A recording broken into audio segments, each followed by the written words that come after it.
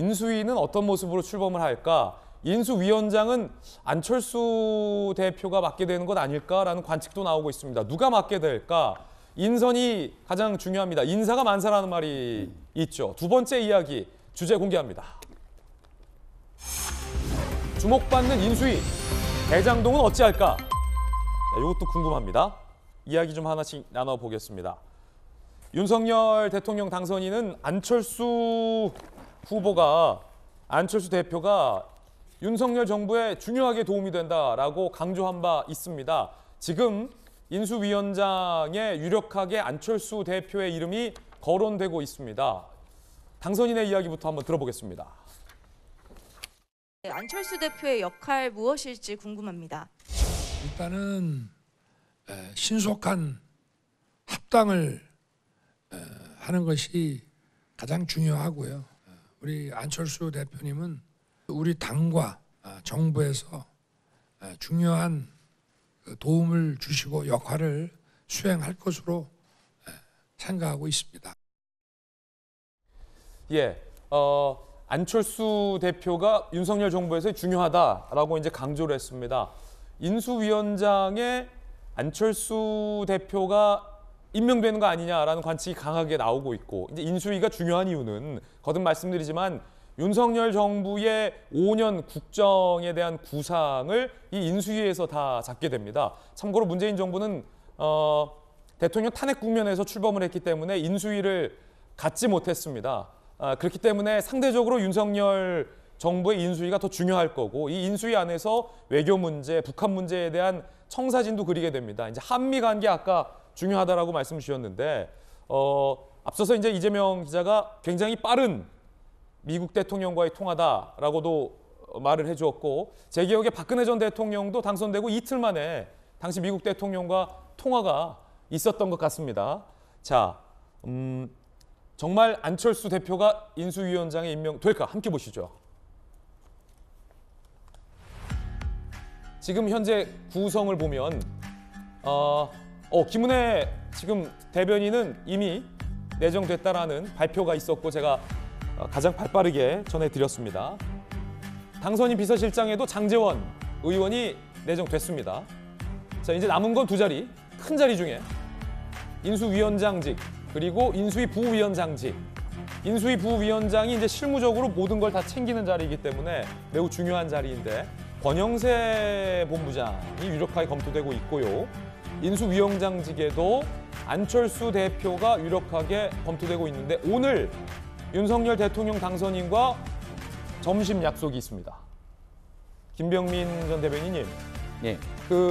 안철수 대표랑 일단 오늘 대통령 당선인과 점심 약속이 있는 건 맞습니까?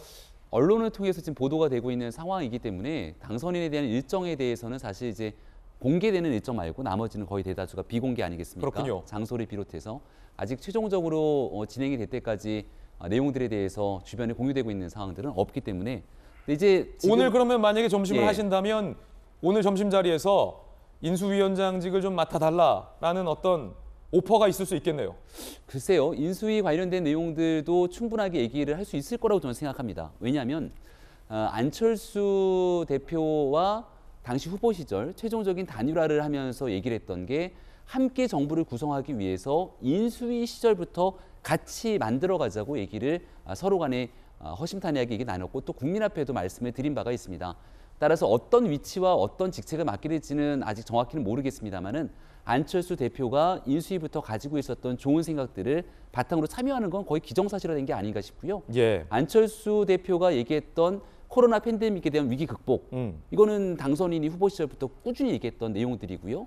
그리고 과학기술을 기반으로 미래를 열어가겠다고 하는 개혁의 시스템도 마찬가지 4차 산업혁명을 열겠다는 당선인의 뜻과 상당 부분 일치할 수밖에 없는 것이고, 네. 국민통합 등 같이 함께 공동으로 정부를 꾸려나가기 위한 비전들을 함께 많이 설계했기 때문에, 오늘 만약 점심을 가지게 된다면 이 자리에서 인수위에 관한 얘기부터 앞으로 끌고 가게 되는 많은 현안들에 대해서도 허심탄회하게 이야기를 나누지 않을까 생각을 조심스럽게 전망해 봅니다. 그렇군요. 김병민 전 대변인이 뭔가 지금 힌트를 준 것 같은 그런 기분도 드는데, 안철수 대표가 물론 윤석열 당선인과 함께 합의해서 인수위원장직을 맡는 게 이제 합의가 돼야 아마 최종 발표가 될 것으로 보입니다.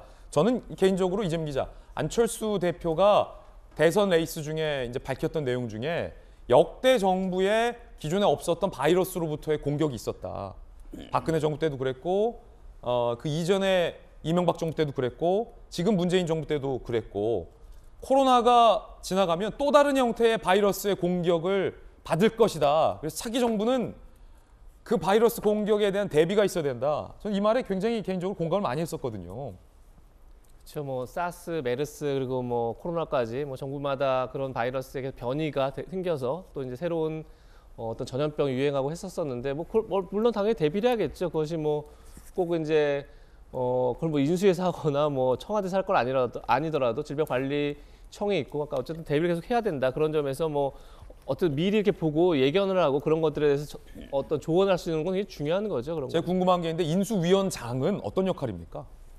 제가 어제도 잠깐 말씀드렸던 것 같은데 인수위라는 게 그러니까 결국 당선인이 사실 당선 이유를 고민할 시간이 별로 없었던 겁니다. 선거를 할 때까지는. 그러고 나서 이제 이 2달이라는 선거 끝나고 취임까지 2달이라는 시간을 준 거는 이 시간 동안에 이제 5년의 집권 플랜을 만드는 거죠. 그냥 로드맵을 짜는 겁니다. 그래서 인수위에서 나중에 백서를 만드는데 그 백서 결국은 그 윤석열 정부의 5년 동안의 시간 테이블, 그러니까 어떤 시간에 어떻게 무엇을 이루겠다라는 것들을 이제 다 하나하나 만들어가는 과정이기 때문에 인수위원장은 어떻게 보면 새 정부의 5년을 설계하는 그런 자리인 거죠. 그런 점에서 굉장히 중요한데 전 그러니까 정치 지도자의 선택이라는 건 둘 중에 하나라고 생각합니다. 예. 정도를 선택하거나 파격을 선택하거나 둘 중에 하나인데 만약에 글쎄요 뭐 안철수 대표보다 더 파격적인 인사, 그러니까 그야말로 뭐 민주당 쪽의 인사를 선택한다거나 뭐 이런 파격적인 인수위원장을 고르는 게 아니라면 사실은 어떻게 보면 공동 정부를 하기로 약속한 안철수 대표에게 인수위원장을 맡겨야만, 왜냐하면 지금까지 양당이 그러니까 안철수 대표와 윤석열 당선인이 한 번도 정책적 조율을 해본 적이 없지 않겠습니까? 그렇기 때문에 공동 정부를 만약에 약속했다 그러면 저는 안철수 대표가 들어와서 뭐 꼭 본인이 아니라 뭐 대리인이 들어올 수도 있겠으나 어쨌든 간에 새 정부 5년간에 어떤 정책을 어떻게 펼칠지 그걸 조율하는 과정이 인수위 기간에 반드시 필요하다. 그것이 정도다. 이런 생각이 듭니다. 예, 지금 김병민 전 대변인도 그렇고 이재명 기자도 그렇고 인수위원장직에 안철수 대표를 적극 추천했어요. 정익진 변호사님은요?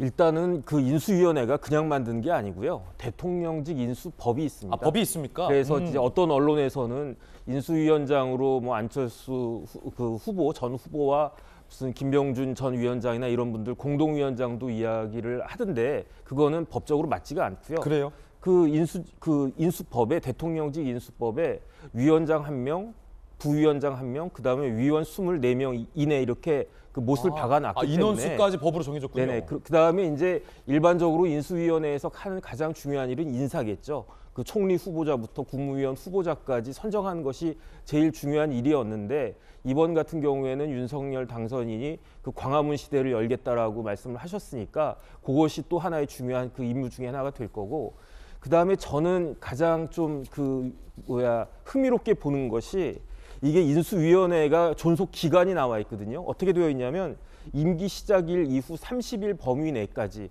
다시 말해서 6월 초까지 그 인수위원회가 그 존속이 되는 건데, 만약에 안철수 후보가 그 6월 1일 날 있을 지방선거에 뜻이 있다라고 하면 예. 인수위원장을 맡지 않을 것이고, 인수위원장을 맡는다라고 하면은 뭐 서울시장이나 뭐 경기도지사나 이러한 그 지방선거에 대해서는 아마 이제 생각을 접었다, 이렇게 저는 해석이 될 수 있지 않을까 싶습니다. 예, 정익진 변호사의 개인적 의견 들어봤습니다. 일각의 보도에 따르면은 김병민 대변인님, 예. 이 통상 인수위가 예전 정부 전전 정부 때도 그랬고 삼청동의 금융연수원, 그러니까 금융감독원 더 위에 있고 그 우측 샛길 빠지기 전에 밑에 내려가는 그 삼거리에 금융연수원, 거기에서 통상 인수위가 많이 마련됐었는데 뭐 물론 반드시 그래야 한다는 건 아니지만 일각의 보도에 따르면 당선인 측에서 혹시 뭐 다른 장소는 없냐라고 지금 행안부에게 한번 문의를 했다라는 보도도 나오던데. 네, 앞으로 일주일 동안 굉장히 바쁘게 움직이겠죠. 예. 지금 당선인 비서실에서 하는 역할들이